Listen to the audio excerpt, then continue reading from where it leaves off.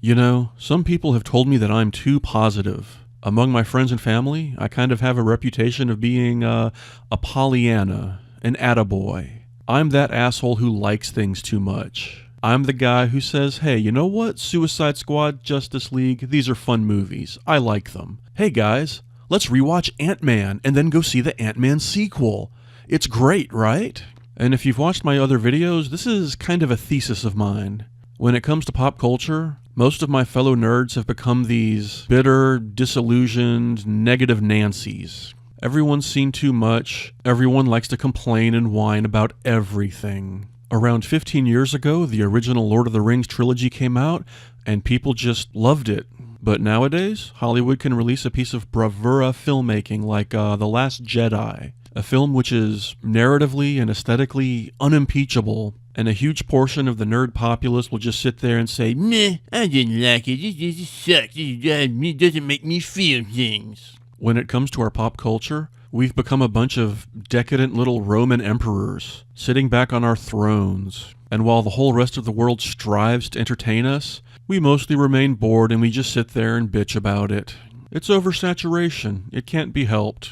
And that's why I try to just take everything one day at a time, ignore the bullshit, and try to stay positive about everything. Mostly it works. However, I admit there are a few very specific examples of things that bug the hell out of me, and I wish they were different. I too am a fanboy, and I have complaints. And I'm not talking about stuff that's obviously crap like the Transformers movies. I don't fuck with that shit. I'm talking about stuff that is good, even great, but there's some element of fail there, something missing that just bugs the shit out of me. So here, for your viewing enjoyment, are my top 5 biggest fanboy gripes with pop culture. That's right, for once, I get to be the whining fanboy who thinks he knows better than the creator.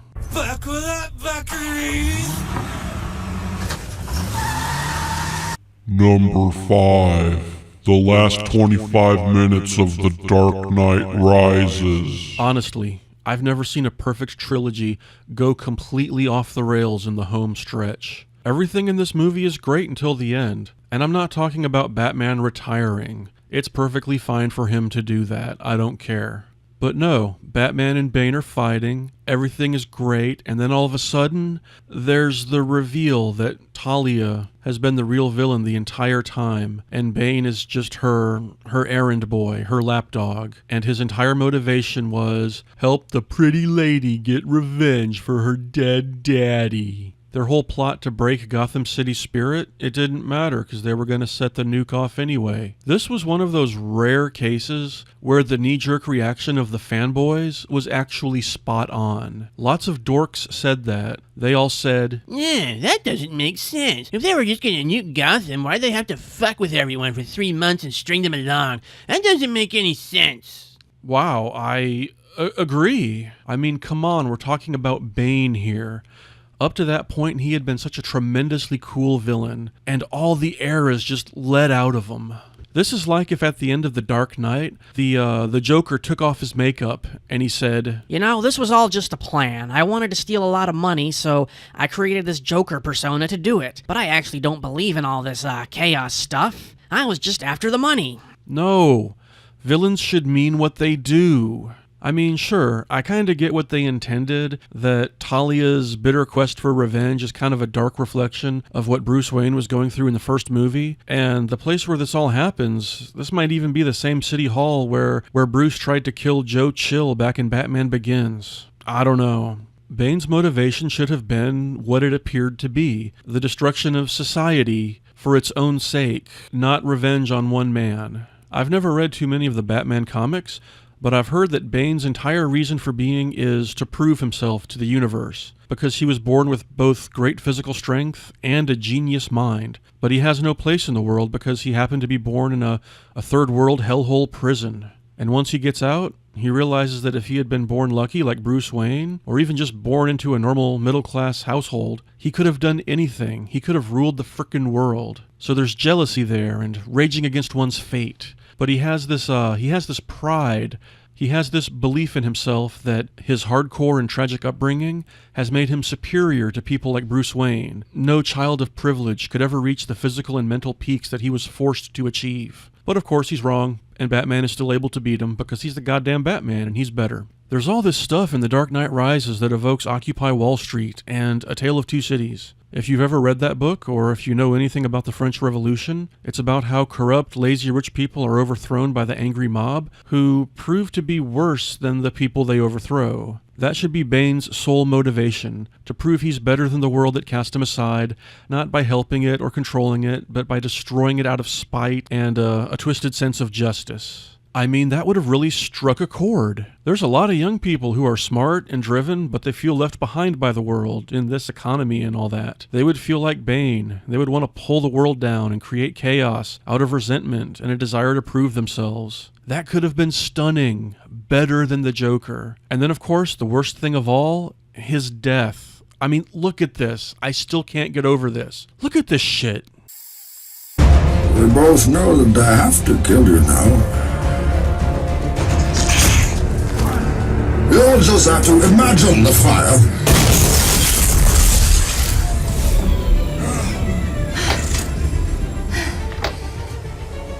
About the whole no guns thing. I'm not sure I feel as strongly about it as you do. When I saw that in the theater, both my brother and I were like, wait, is he dead? Is he going to get back up?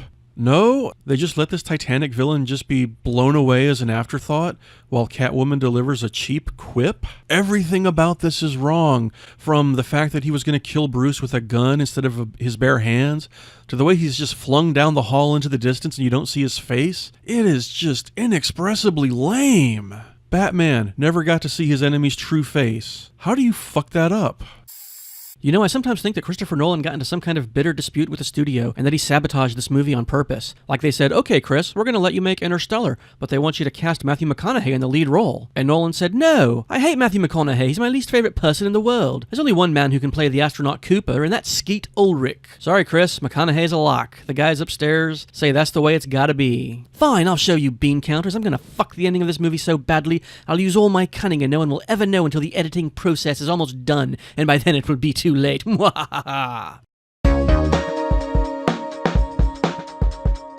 Look, this isn't hard. Just give us the ending where Batman defeats Bane in a big fight, and he gets knocked off of a tall place, and his mask gets knocked off. Bane shouldn't even die. His body would just be broken, and without his mask, he's crippled by the pain. All his strength is gone, and he's writhing on the floor like a crushed insect. And we see Bane's real face, finally, without the mask. And without it, he looks pale and frail and human and defeated. That could have been this generation's Darth Vader moment. Why would you pass that up?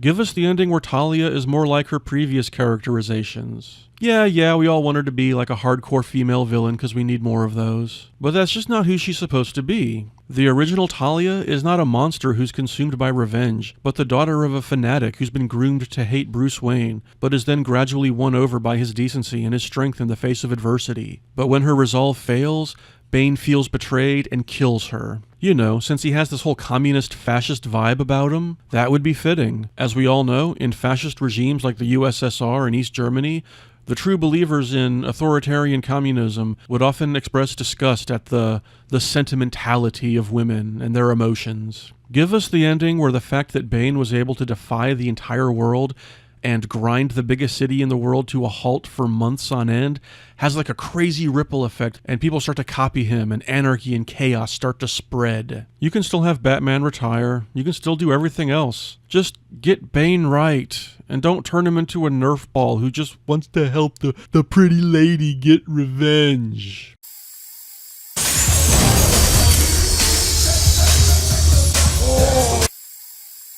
Also, the thing with Joseph Gordon-Levitt's real name being Robin is stupid. God. As you might guess, I own all 3 Nolan Batman movies. I watched the first 2 a ridiculous number of times.